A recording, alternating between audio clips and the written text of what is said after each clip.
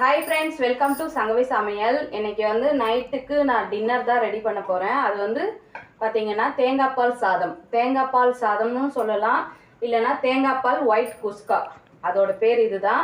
இப்போ நான் அதை தான் உங்களுக்கு செஞ்சு காட்ட போகிறேன். அதுக்கு தேவையான பொருள் என்னன்னு பார்க்கலாம் வாங்க. இது ரொம்ப சூப்பராக இருக்கும், குயிக்காகவும் செஞ்சிடலாம். வாங்க பார்க்கலாம்.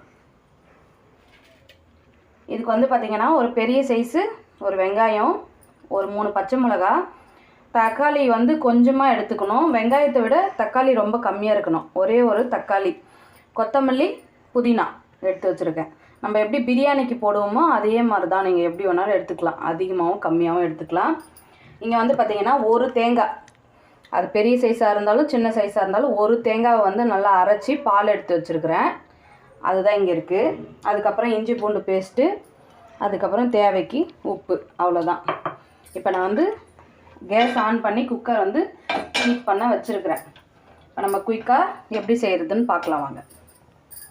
இதுக்கு வந்து பார்த்திங்கன்னா உங்களுக்கு கீ யூஸ் பண்ணுறது இருந்தால் கீ போட்டுக்கோங்க.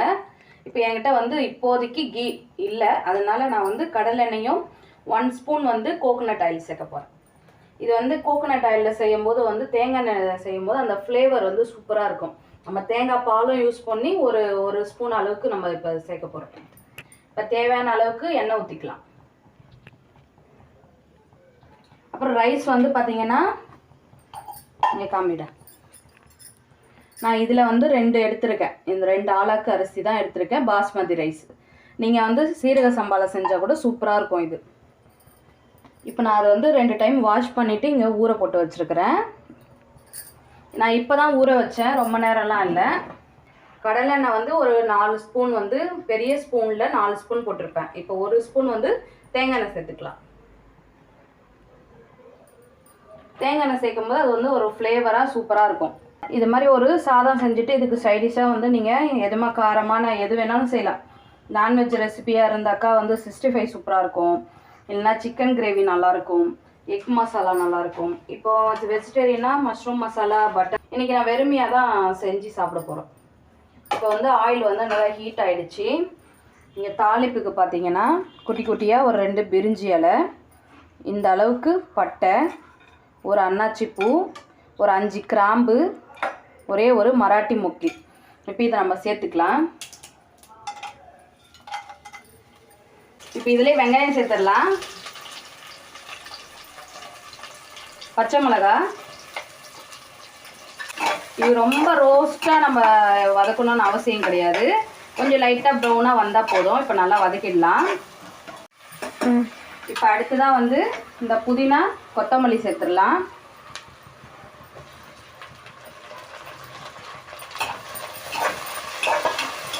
நம்ம இது கூடவே வந்து பார்த்திங்கன்னா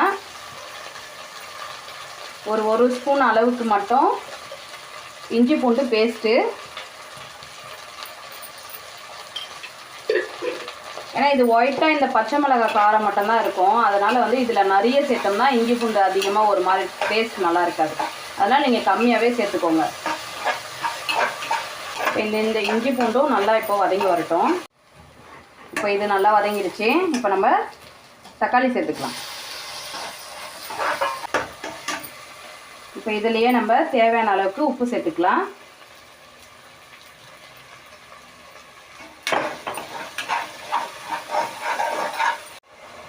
இப்போ நல்லா எல்லாமே நல்லா வதங்கி இந்த மாதிரி வந்துடுச்சு. இங்கே பாருங்கள், நல்லா வதங்கி வந்துடுச்சு. இப்போ இந்த ஸ்டேஜில் வந்து சிம்மில் வச்சுருங்க. இப்போ நான் வந்து பார்த்திங்கன்னா இன்னும் அளந்து எடுக்கலை. இந்த மாதிரி வந்து பால் எடுத்து வச்சுருக்கேன். ஃபஸ்ட்டு பால், செகண்ட் பால், அந்த மாதிரி தேங்காவை வந்து நல்லா பால் பொழிஞ்சு வச்சுருக்கேன். இப்போ வந்து நான் 2 ஆளாக்கு அரிசின்றதுனால ஒரு ஆளாக்கு 1.5 கணக்கில் வைக்கிறேன். நீங்கள் 2 கூட ஊற்றலாம், ஒன்றாகாது. ஆனால் நீங்கள் வந்து 10 நிமிஷம் ஒரு 1/4 மணி நேரத்துக்கு முன்னாடியே அரிசி ஊற வச்சுருந்தீங்கன்னா கம்மி பண்ணிக்கோங்க. இப்போ தான் ஊற வச்சிங்கன்னா நீங்கள் 2 கூட ஊற்றலாம். நான் வந்து 1.5 தான் ஊற்ற போகிறேன். இப்போ 1,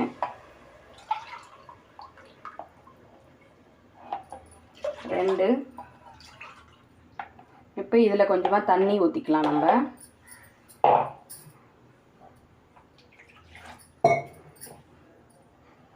இப்போ மிச்சத்துக்கு கொஞ்சமாக நான் தண்ணி சேர்த்துருக்குறேன், அவ்வளோதான். இது ஃபுல்லாக ஊற்றி இப்போ 3 டம்ளர் ஆயிடுச்சு. இது அப்படியே வந்து லைட்டாக அப்படியே கொதி ஸ்டார்ட் ஆகும். அந்த ஸ்டேஜில் நம்ம அரிசி சேர்த்தா கரெக்டாக இருக்கும். இப்போ லைட்டாக அந்த கொதி வரட்டும். இப்போ நல்லா வந்து இந்த மாதிரி கொதிச்சு வருது. இப்போ இந்த ஸ்டேஜில் வந்து நம்ம அரிசி சேர்த்துடலாம். இங்கே பாருங்கள், நான் வந்து தண்ணி வடிச்சிட்டு வச்சுருக்கிறேன் பாஸ்மதி ரைஸு. இதை சேர்த்துடலாம்.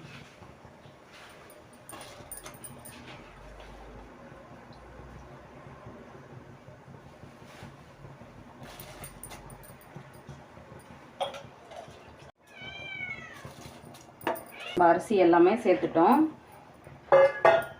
இப்போ இதை அப்படியே மிக்ஸ் பண்ணிட்டோம்.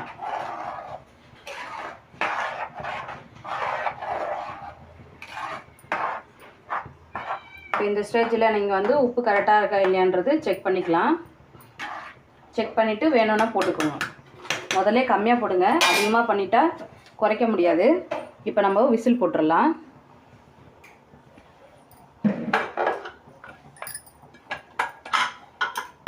ரொம்ப குயிக்காக செய்யலாம், பசங்களுக்கும் ரொம்ப பிடிக்கும். நம்ம தேங்காய் சாதம்லாம் நிறைய பேருக்கு தேங்காய் சாதம் கூட நிறைய பேருக்கு பிடிக்கும். அதே ஃப்ளேவரில் தான் இதுவும் வந்து சூப்பராக இருக்கும்.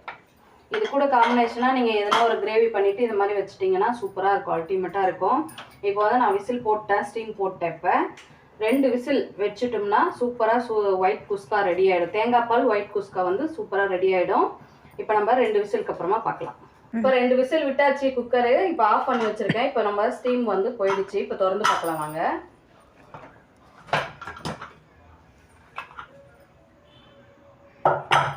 ஃபர்ஸ்ட் வந்து சூப்பராக இருக்குல்ல. அவ்வளோதான்.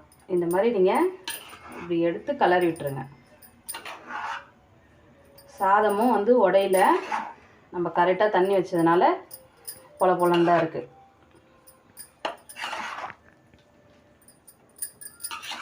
அவ்வளோதான் ஃப்ரெண்ட்ஸ், நம்ம தேங்காய் பால் ஒயிட் குஸ்கா, தேங்காய் பால் சாதம்னு சொல்லலாம், ஒயிட் குஸ்கா நீங்கள் எப்படி வச்சுக்கிறீங்களோ அந்த மாதிரி வச்சுக்கோங்க. இப்போ நான் வந்து இந்த பிளேட்டில் வந்து சர்வ் பண்ணி காட்டுறேன். இதுக்கு நீங்கள் ஏதாவது ட்ரை கிரேவியாக நீங்கள் காம்பினேஷனாக வச்சு சாப்பிட்டீங்கன்னா செம்ம டேஸ்ட்டாக இருக்கும். கண்டிப்பாக ட்ரை பண்ணி பாருங்கள். பசங்களுக்கும் ரொம்ப பிடிக்கும். ஏன்னா இது மைல்டாக சட்டில்டாக இருக்கும், காரமே இல்லாத இருக்கிறதுனால குழந்தைங்களும் விரும்பி சாப்பிடுவாங்க. டேஸ்ட் நல்லாயிருக்கும். அந்த கோகனட் ஆயிலும் அப்புறம் அந்த தேங்காய் பால் டேஸ்ட் வந்து செமையாக இருக்கும். நீங்களும் கண்டிப்பாக ட்ரை பண்ணி பாருங்கள். நம்ம தேங்காய் பால் ஒயிட் குஸ்கா வந்து ரெடி பண்ணிட்டோம். இப்போ எல்லோரும் என்ஜாய் பண்ணி சாப்பிட போகிறாங்க. அவ்வளோதான். இந்த வீடியோ பிடிச்சிருந்தா லைக் பண்ணுங்கள், ஷேர் பண்ணுங்கள், கமெண்ட் பண்ணுங்கள். நம்ம சேனலுக்கு சப்ஸ்கிரைப் பண்ணி சப்போர்ட் கொடுங்க. Bye friends.